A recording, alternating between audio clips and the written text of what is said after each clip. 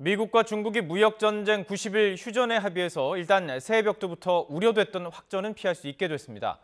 트럼프 대통령은 이번 담판을 엄청난 합의라면서 미국에 큰 이익을 줄 것이다 이렇게 자평했지만 미국의 기대대로 중국이 응하기는 쉽지 않을 것이다 이런 전망이 유력한 상황입니다.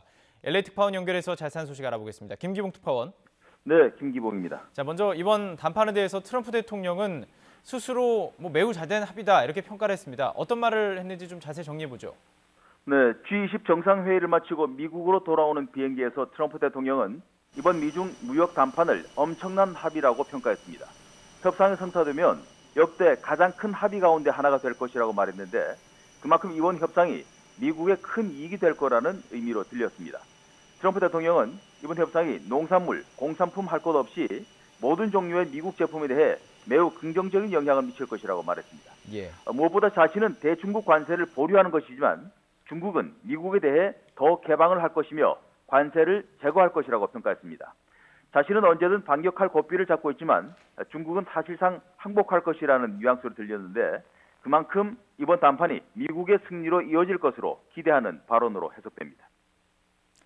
네, 사실 트럼프 대통령의 발언에 앞서서요. 백악관도 이미 이번 담판에 대해서 기대를 나타내지 않았습니까? 그렇습니다. 세라 샌더스 백악관 대변인은 앞서 두 정상의 만찬이 끝난 뒤 성명을 통해 이번 담판에 대해 언급했습니다.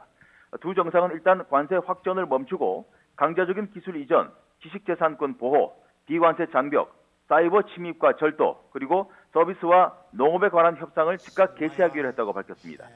사실상 그동안 대중국 무역과 관련해서 미국이 제기해온 모든 불만이 다 나열된 것인데요.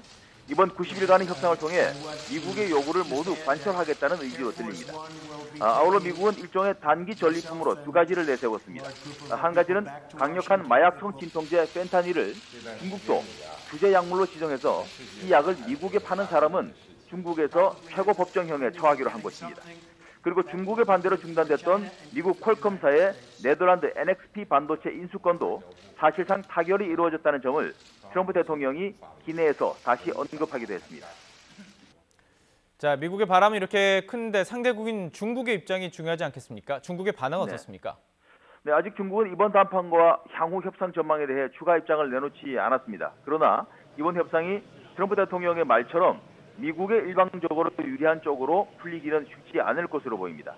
시진핑 주석은 담판 현장에서도 양국의 상호 이익을 보장할 수 있어야 한다는 점을 강조했습니다.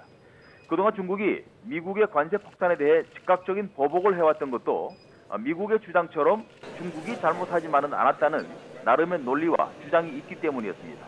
따라서 그런 중국이 갑자기 백기를 들고 미국의 모든 요구에 응할 가능성은 크지 않다는 전망이 유력합니다.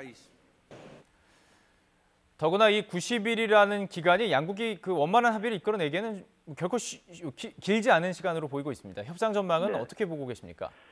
네, 결론적으로 말씀드리면 협상이 결코 쉽지는 않지만 그렇다고 완전 불가능한 것도 아니라고 전망할 수 있겠습니다. 쉽지 않은 이유는 미국과 중국 두 나라 모두 물러설 수 없는 구조적인 문제가 있기 때문인데 미국 국익 우선주의를 내세워 먼저 무역 전쟁을 일으킨 트럼프 대통령으로서는 성과 없이 손을 떼기 어려운 상황입니다. 스스로 가장 높은 치적으로 여기는 공약 이행을 이루기 위해 무조건 결과물을 내기를 바라기 때문입니다. 하지만 중국 또한 결사항전의 이유가 있습니다. 이번 무역 전쟁에 밀렸을 때 단지 무역 수지 변화에 그치지 않고 중국의 미래 먹거리이자 장기 비전인 이른바 기술 굴기가 뿌리째 꺾일 수 있다는 위기감 때문입니다. 그러나 무역 전쟁이 치킨 게임 양상으로 확전될 경우에 양쪽 모두 이익은커녕 출혈만 커진다는 점을 알기 때문에 모종의 타협이 이루어질 가능성도 완전히 막힌 건 아니라는 전망도 있는 상황입니다. 자, 그렇다면 마지막으로 이 휴전 90일이 우리나라에 끼친 영향이 궁금합니다. 정리해 주시죠.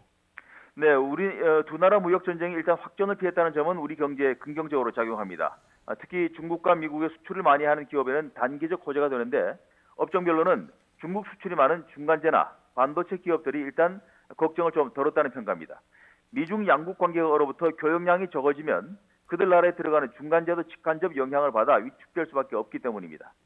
미국이 당초 예정대로 다음 달부터 중국산 수입품 2천억 달러어치에 대해 현행 10%의 관세를 25%로 올릴 경우 우리 수출이 최대 0.5% 위축될 것이라는 추산도 나온 상태여서 우리 기업은 일단 이번 담판으로 한시름을 놓았다 이렇게 볼 수 있습니다. 하지만 앞서 말씀드린 대로 이 휴전이 그야말로 3개월짜리 휴전에 그치고 이후 더 확전될 가능성도 충분히 있기 때문에 우리 기업들은 긴장 속에서 대책 마련에 노력을 해야 할 것으로 보입니다. 예, 결국 두 나라 모두 지혜로운 접점을 찾아야 자국뿐만 아니라 우리나라에도 유리할 수 있을 것 같습니다. LA 김기봉 특파원의 이야기 들어봤습니다. 고맙습니다.